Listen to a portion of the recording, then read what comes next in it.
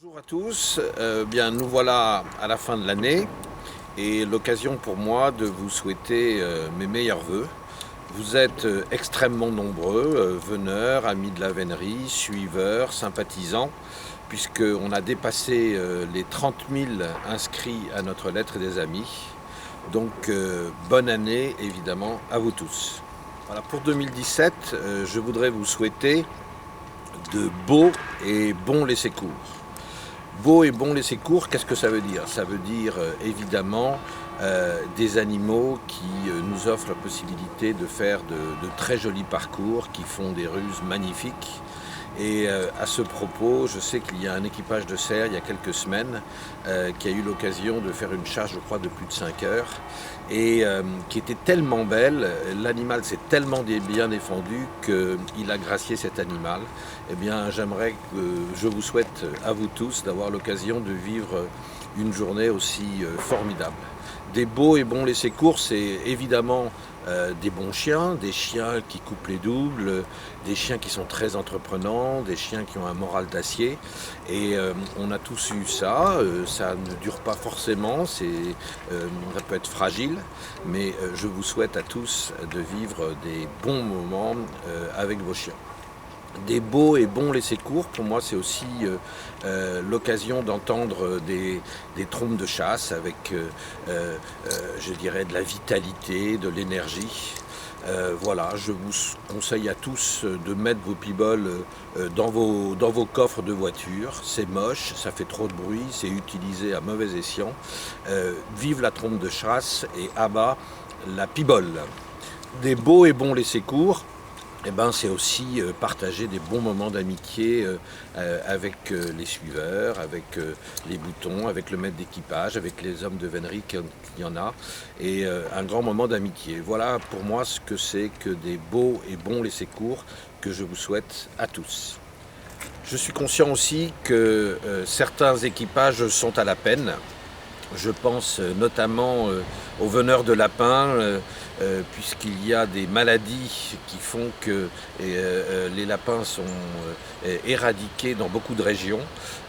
Donc l'avenir de ces équipages va être difficile, j'en suis conscient et je pense à eux. Je pense aussi à certains équipages de renards où il y a la gale qui sévit, des tirs de nuit abusifs qui rendent les attaques délicates, compliquées.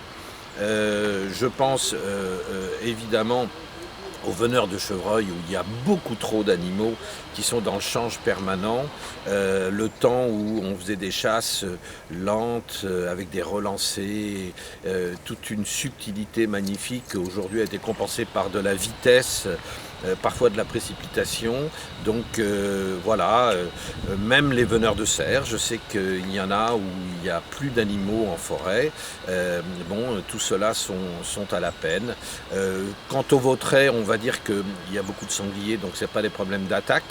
La difficulté, c'est que le sanglier est devenu l'animal roi et que parfois il nous empêche de rentrer dans certaines propriétés et conduit les vautrets aussi à ne pas pouvoir chasser et ils sont contraints d'aller dans des parcs plus qu'ils ne le souhaiteraient.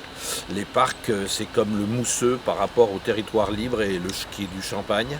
Voilà, chacun vit parfois des difficultés, mais heureusement la passion est plus forte et la vénerie, c'est aussi cette énergie mobilisatrice qui fait qu'on domine tous les problèmes.